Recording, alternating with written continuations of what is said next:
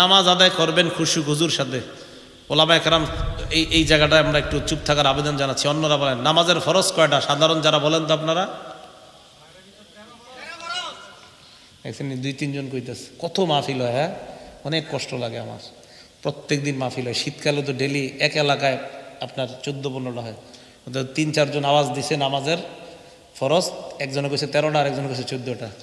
তো যাই হোক, অথচ কতগুলো মুসলমান বসা, ঠিক না? মাঝে মাঝে চিন্তা করি আল্লাহর কাছে কি জবাব দেওয়া হবে। নামাজের ফরজ মুসলমানরা পারে না, মক্তবের বাচ্চারা পারে, তো ওনারা পারতেছে না। নামাজের ফরজ কয়টা?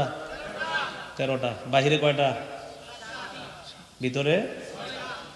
যাক মাশাআল্লাহ, মিছিলে হচ্ছে আর কি। 2-1 জন কয় বাকিরা মিছিল, বুঝতেছি।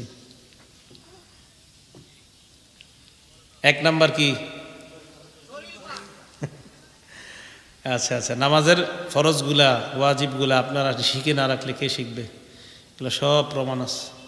শরীর পাক, সূরা মাইদার 6 নম্বর আয়াত, ওয়া ইন কুনতুম জুনুবান ফাত্তাহহারু, অপবিত্র থাকলে পবিত্রতা অর্জন করো। কাপড় পাক, সূরা মুদ্দাসসিরের 4 নম্বর আয়াত, ওয়া সিয়াবাকা ফাতাহহির, কাপড় পবিত্র করো। 3 নম্বর নামাজের জায়গা পাক, সূরা বাকারার 125 নম্বর আয়াত, ওয়া আহিদনা ইলা ইব্রাহিমা ওয়া ইসমাঈলা আন তাহহিরা বাইতিয়া লিত-তাইফিন।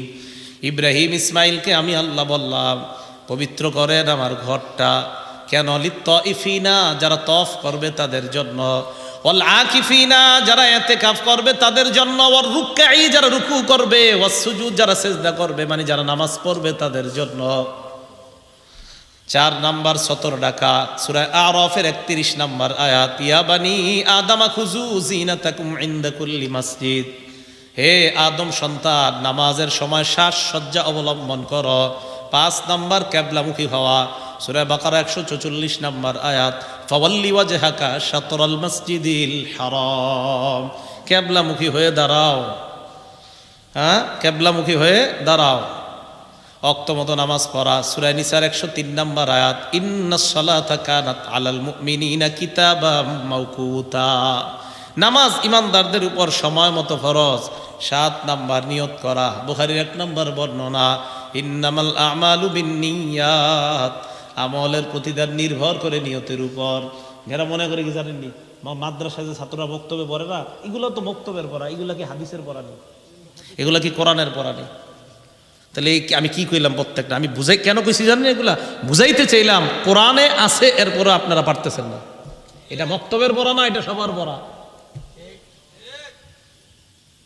খার তো নামাজ পড়া, খুশু গুজুর সাথে নামাজ পড়া, নামাজ ইতমিনানের সাথে পড়া। দলিল সহিহ বুখারী 757, 757 মানে কি? 757। দখলা রাসূলুল্লাহ সাল্লাল্লাহু আলাইহি ওয়াসাল্লাম আল মসজিদ, আল্লাহ নবী মসজিদে প্রবেশ করলেন। ফাজা রাজুলুন, এক ব্যক্তি আসছে, আসার পর মসজিদে প্রবেশ করছে। করার পর ভালো করে দেখেন, আচ্ছা কথার কথা, এই দেখেন নজর, নামাজে যখন দাঁড়াইলেন, নামাজের নজর কয়েক জায়গায় রাখা। ওই জায়গা থেকে যদি নজর সরে যায় বুঝতে হবে আপনার খুশু খুজু শেষ। কিন্তু নজরগুলা যদি ওই জায়গায় রাখতে পারেন, ইনশাল্লাহ আমি বলে গেলাম খুশু খুজু শেষ হবে না, থাকবে। নামাজে আপনি দাঁড়াইলেন, দাঁড়ানোর পর আপনার যেই জায়গায় সেজদা করবেন ওই জায়গায় আপনার নজর থাকবে। এর মানে দাঁড়ানোর সময় সেজদার স্থান থেকে যদি নজর সরে যায় আপনার খুশু খুজু সরে যাবে। সোজা হিসাব, দাঁড়ায় নজর থাকবে সেজদার স্থানে, ওই সময় যদি আপনার নজর অন্য জায়গায় যায় বাস খুশু খুজু চলে যাবে। আপনি ট্রাই করেন আজকে থেকে, ওই জায়গায় রাখেন, দেখবেন কোথায় জানি আসেন, ওখান থেকে একটু এদিক সেদিক যায়, মনে হবে কোথায় যেন চলে যাচ্ছেন। 757 নম্বর হাদিসে আল্লাহ নবীর বর্ণনা, এক ব্যক্তি মসজিদে আসলেন, আসার পর নামাজ আদায় করলেন, নামাজ আদায় করলেন, করার পর ফাসাল্লামা আলা রাসূলিল্লাহ, আল্লাহ নবীর একটা সালাম দিছে, আসসালামু আলাইকুম। ফারদ্দা, নবীজিও সালামের জবাব দিলেন। জবাব দেওয়ার পর কয় ইরজি ফাসাল্লি ফাইন্নাকা লাম তুসাল্লি, যাও আবার নামাজ পড়ো, তোমার নামাজ হয় নাই, তুমি নামাজ পড়ো নাই।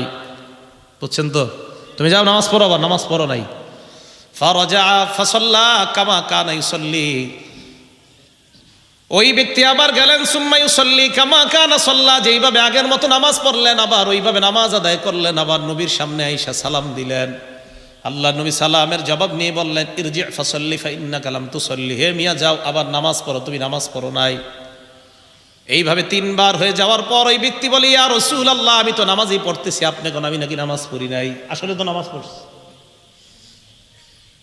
আল্লাহ নবী কয়, তুমি নামাজ পড়ো। 3 বার এমন বলার পর ওই ব্যক্তিটা কয়, মা উহসিনু গায়রি, হুজুরের চাইতে সুন্দর আমি নামাজ পড়তে পারি না, আল্লিমনি, সুন্দরভাবে কিভাবে নামাজ পড়া যায় আপনি আমাকে শিক্ষা দিয়ে দেন। আল্লাহ নবী বললেন, তুমি যখন নামাজের মধ্যে দাঁড়াও, দাঁড়ানোর পর ফাকাব্বির, তুমি তাকবীর বলবা। তাকবীর বলার পর সুম্মা ক্রা মা তায়াসসারা মাআকা মিনাল কুরআন, কোরআনের যেই জায়গায় সহজ ওই জায়গা থেকে পড়বা। পড়ার পর সুম্মার কা, রুকু করবা। রুকুর মধ্যে এমনভাবে থাকবা হাত্তা তাতমা ইন্না রাকিআন, ধীরস্থিরভাবে রুকু করবা। ধীরস্থিরভাবে রুকু করার পর সুম্মার ফাক, এরপর তুমি মাথা উঠাইবা। মাথা উঠানোর পর হাত্তা তাতাদিলা কাইমা, সোজা হয়ে দাঁড়াইবা। মক্তবের বাচ্চারা দেখবেন পরে রুকু থেকে সোজা হয়ে দাঁড়ানো, 2 সেজদার মাঝখানে সোজা হয়ে বসা। এরা মনে করে এটি মক্তবে আছে, এটি হাদিসে আছে। আল্লাহ রসুল বললেন হাত্তা তাতাদিলা কাইমা, তুমি এইভাবে দাঁড়াইবা। এর মানে আমাদের মক্তবের বাচ্চাগুলা 6-7 বছরেও তারা বুখারী শরীফের হাদিস পড়ে ফেলে। হ্যাঁ, আপনাদের শরম করে না? এই পিচ্চিরা পারে, আপনারা পারেন না? কষ্ট নিয়েন না। কেন কইতে জানেন? শিক্ষার আগ্রহ যাতে হয়, যে না শিখতে হবে আমার, আমি মুসলমান। আরে নামাজের ফরজ মুসলমান পারে না তো কে পারবে বলেন আমাকে?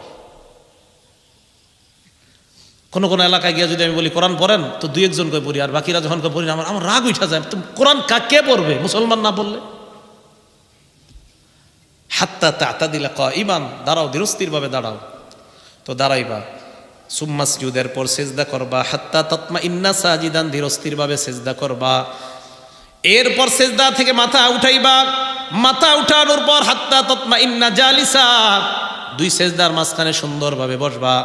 মুরব্বীরা কষ্ট নিয়েন না, অনেক মুরব্বীরা রুকু করে, রুকু করার পর সোজা হয়ে দাঁড়ায় না, কোনো মতে জুইকা থাকে। আর বুঝাই ইমাম সাহেব কেন তাড়াতাড়ি সেজদায় যান না, রুকু দিয়া এমনি উঠে এমনি থাকে বাঁকা হইয়া এমনি। কিন্তু উনি সব, একটা হলো ওনার শরীর বাঁকা, এটা নাজায়েজ না, এটা উজর। একটা হলো ওনার শরীর বাঁকা না, উনি সুন্দরভাবে দাঁড়াইতে পারে, কিন্তু নামাজের সময় রুকু থেকে উঠে এমনি থাকে। মানে বুঝাই কি জানেন? হুজুর আপনি তাড়াতাড়ি সেজদায় যান না কা। এরপরে 2 সেজদার মাঝখানে নবী বলেন হাত্তা তাতমা ইন্না সাজিদা, সেজদা করার পর বসবা। বসার পর হাত্তা তাতমা ইন্না জালিসা, ধীরস্থিরভাবে 2 সেজদার মাঝখানে বসবা। এখন দেখবেন অনেকে কি করে 2 সেজদার মাঝখানে বাঁকা হয়ে থাকে, বুঝায় হুজুর তাড়াতাড়ি দ্বিতীয় সেজদাটা দেন, ঠিক না? তাহলে এটা তো হইল না হুজুর, নামাজ তো হইল না, এটা তো ঠিক হলো না।